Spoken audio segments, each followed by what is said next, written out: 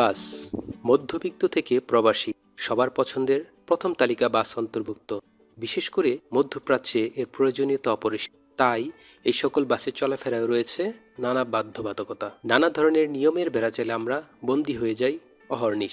যেমন অনেকেই সাবকো বাসের টিকিট প্রাইস সম্পর্কে জানে না, আবার এমনও হয়েছে টিকিট কেটেছে কিন্তু তারা জানে না how to check SAPTCO ticket online, মানে টিকিট কাটার পর কিভাবে সেই টিকিট বের করতে হয় সেই ধারণা নাই। কারণ আমরা এসব বাস টিকিট অনলাইনে বা অফলাইনে যে কোনো স্থান থেকেই কাটি না কেন, তারা আমাদের হাতে কোনো কাগজই দিবে না, শুধুমাত্র একটি মেসেজ আসবে, বাকি কাজটি আমাদেরই করতে হয়। আপনারা চাইলে এই বিষয়টির উপর ভিডিও দেওয়ার চেষ্টা করব।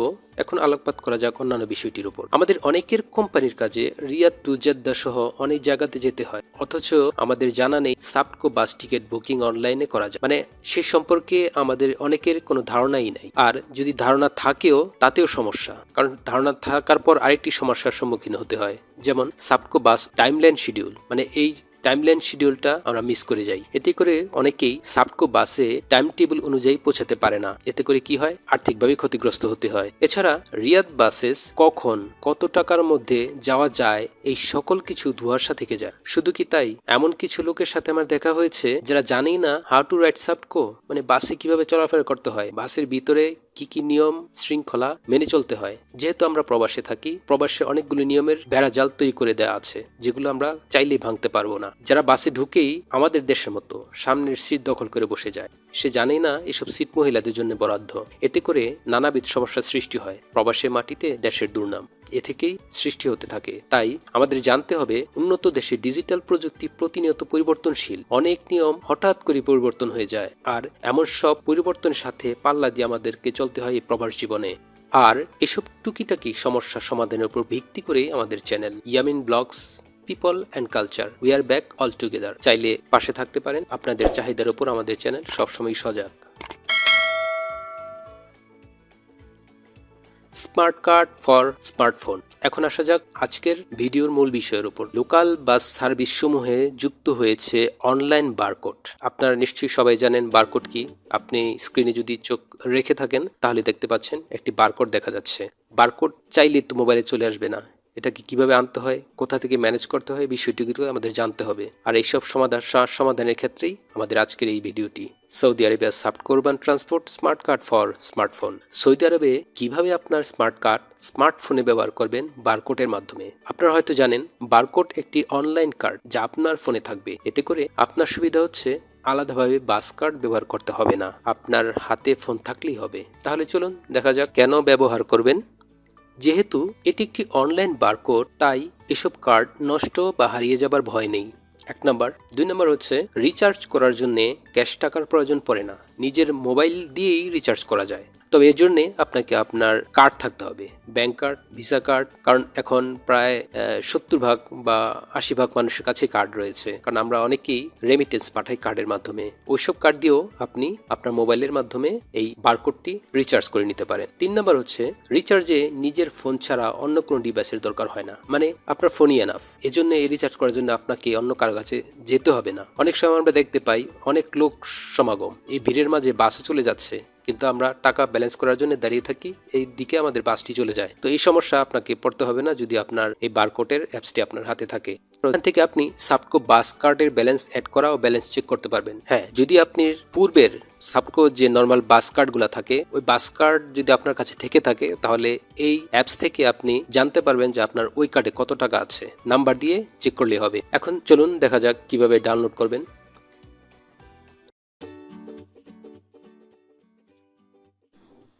কিভাবে ডাউনলোড করবেন? আপনি গুগল স্টোরে এই অ্যাপসটি পাবেন না। এই অ্যাপসটি পেতে হলে আপনাকে গুগল ক্রোমের সাহায্য নিতে হবে। আপনারা দেখতে পাচ্ছেন স্ক্রিনে মোবাইলের একটি search bar, Google search bar. আপনি গুগল সার্চ বারে প্রেস করবেন। এরপর উপরে দেখুন লেখা আছে সাবটকো আরবান ট্রান্সপোর্ট এপিকে। আমি এখানে প্রেস করব, যেহেতু আগে আমি সার্চ করেছিলাম সেজন্য অটোমেটিক্যালি এখানে সেভ হয়ে আছে। আপনি লিখিত আকারে দিতে পারেন। এখন আমরা প্রেস করব সাবটকো আরবান ট্রান্সপোর্ট এপিকে। এখানে একটি লিংক দেখতে পাচ্ছেন, urban transport APK for Android download. আপনি সেখানে প্রেস করবেন। এখন এখানে আপনি দেখতে পাচ্ছেন ডাউনলোড এপিকে, গ্রিন একটি বর্ডার। আপনি এখানে প্রেস করলেই ডাউনলোড স্টার্ট হয়ে যাবে। ডাউনলোড কমপ্লিট হয়ে যাওয়ার পর আপনি অ্যাপসটি ওপেন করবেন।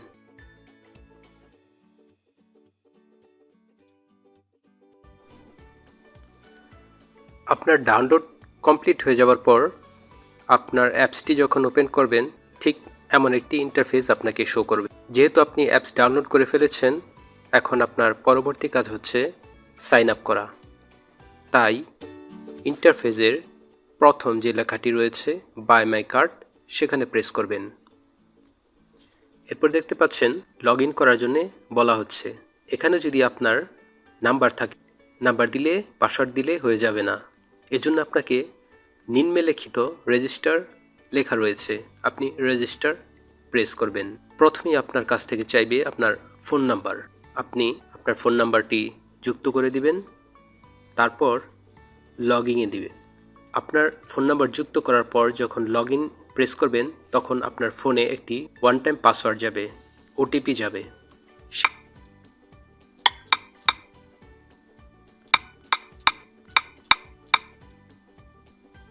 এরপর একটি ওটিপি কোড আসবে।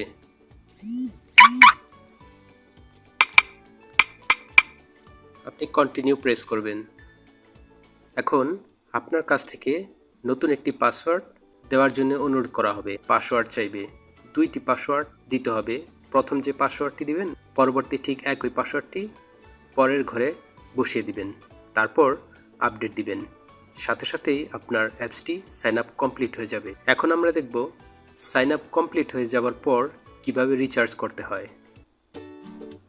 একবার যখন আপনি সাইন আপ করে ফেলবেন, পরবর্তীতে আপনি যখন অ্যাপসটি ওপেন করবেন আপনি দেখতে পাবেন যে এমন একটি কিউআর নাম লেখা, পাশাপাশি 00 ব্যালেন্স এবং বাঁ পাশে দেখবেন একটি সিম্বল রয়েছে বারকোডের। এর মানে হচ্ছে আপনি আপনার অ্যাপস ডাউনলোড কমপ্লিট করে ফেলেছেন। এখন আপনাকে যা করতে হবে তা হচ্ছে টপ আপ করতে হবে, মানে এখানে ব্যালেন্স যুক্ত করতে হবে। ব্যালেন্স যুক্ত করার জন্য বাঁ পাশে দেখতে পাচ্ছেন টপ আপ লেখা আছে, আপনি টপ আপে প্রেস করবেন। এখানে প্রেস করার পর আপনাকে দেখাচ্ছে কত টাকা ব্যালেন্স করবেন। 100 SR থেকে 25 SR পর্যন্ত রয়েছে। আমি 25 SR প্রেস করে দেখাচ্ছি। কন্টিনিউ।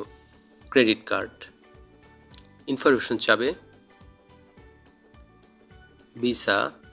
এখন আপনি দেখতে পাচ্ছেন এখানে কার্ডের ইনফরমেশন চাচ্ছে। এমন যদি হয় তাহলে আপনাকে দেখতে হবে যে কি চাচ্ছে। প্রথমে আপনি দেখতে পাচ্ছেন কার্ড নাম্বার, যেখানে মার্ক শো করা হচ্ছে প্রত্যেকটা স্থানে, খেয়াল করুন। কার্ড নাম্বার মানে আপনার যে ভিসা কার্ড রয়েছে সেই কার্ডের নাম্বারটি যুক্ত করবেন। পরবর্তীতে রয়েছে এক্সপায়ারি ডেট, সেটাও কমপ্লিট করে দিবেন। এরপর রয়েছে সিকিউরিটি কোড, সেটাও কমপ্লিট করে দিবেন। এরপর নিচে যাবেন, যাওয়ার পর দেখতে পাবেন অ্যাড্রেস, যেখানে স্টার চিহ্ন দেওয়া আছে ওগুলা পূরণ করা বাধ্যতামূলক, তারপরও সবগুলো পূরণ করলেই ভালো হবে। অ্যাড্রেসে আপনার অ্যাড্রেস দিয়ে দিবেন। সিটি বা টাউনে আপনি যে স্থানে আছেন সেই জায়গার নাম দিয়ে দিবেন, মানে রিয়াদ থাকলে রিয়াদ, জেদ্দা থাকলে জেদ্দা। আর স্টেট প্রভিন্স থাকলে আপনি যে স্থানে আছেন সেই জায়গার নামটি দিয়ে দিবেন। পোস্টাল কোড দিয়ে দিবেন যে স্থানে আছেন সেখানকার, আর কান্ট্রি তো অবশ্যই সৌদি আরব দিবেন। সব কমপ্লিট করার পরে আপনি স্ক্রিনটাকে মুভ করবেন ডান দিকে। এই যে কর্নারে দেখতে পাচ্ছেন পে লেখা, একটি সিম্বল দেওয়া আছে পে, এখানে প্রেস করবেন। এরপর ওটিপি কোড চাইবে। আপনি যে ব্যাংকের আওতায় রয়েছেন সে ব্যাংক থেকে আপনার ওটিপি কোড কমপ্লিট করতে চাইবে, 4 ডিজিটের। আমার কাছে চলে আসছে।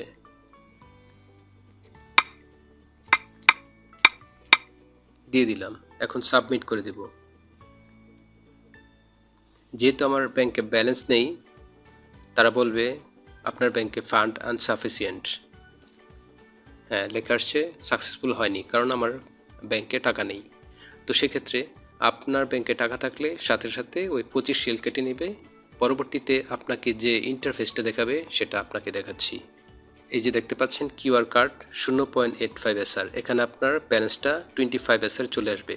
এখন কমপ্লিট হয়ে গেল আপনার ব্যালেন্স যুক্ত করার বিষয়টি। এরপরের বিষয়টা হচ্ছে আপনি বাসে গিয়ে কিভাবে শো করবেন। এখানে আপনি দেখতে পাচ্ছেন কিউআর কার্ড লেখা, আপনি প্রেস করবেন কিউআর সিম্বলের দিকে। আমি প্রেস করছি, আপনি দেখুন। এখন আপনি একটি বারকোড দেখতে পাচ্ছেন। আপনি যখন বাসের উঠবেন, বাসে ওঠার পর যে ডিভাইসটি রয়েছে ওই ডিভাইসে 1 ফিট দূরত্ব থেকে ওই ডিভাইসটিতে ধরলেই ডিভাইসটি অটোমেটিক্যালি আপনার 25 রিয়াল থেকে 3 রিয়াল 2 রিয়াল যাই কাটার নিয়ম অনুযায়ী কেটে নেবে। এটা হচ্ছে আপনার সাপকো কার্ড অপারেশন সিস্টেম এবং স্মার্ট কার্ড। আপনার স্মার্ট কার্ডের ভিতরে স্মার্ট কার্ড যুক্ত করবেন। কাজেই এটা খুবই ইম্পর্টেন্ট এবং গুরুত্বপূর্ণ প্রবাসীদের জন্য, কারণ সবসময় কার্ড নিয়ে ঘোরাফেরা করা যায় না, কার্ড নষ্ট হয়ে যায়, আমরা নানা কাজে ব্যস্ত থাকি। যাতে এই কার্ডগুলো নিয়ে ঝামেলা না পড়তে হয় এই জন্য বারকোড ব্যবহার করুন, রিফ্রেশ থাকুন যে কোনো অবস্থায় যে কোনো স্থানে। আমার এই ভিডিওটি যদি আপনাদের ভালো লাগে অবশ্যই জানাবেন কমেন্টের মাধ্যমে। আর সাবস্ক্রাইব করার জন্য আপনাদেরকে বলবো না, আপনাদের যদি ভালো লাগে সাবস্ক্রাইব নিজে থেকে করে নেবেন। ধন্যবাদ। নিজেকে ভালো রাখুন, অন্যকে ভালো রাখুন এবং সবসময় হাসি খুশি থাকুন। আল্লাহ হাফেজ।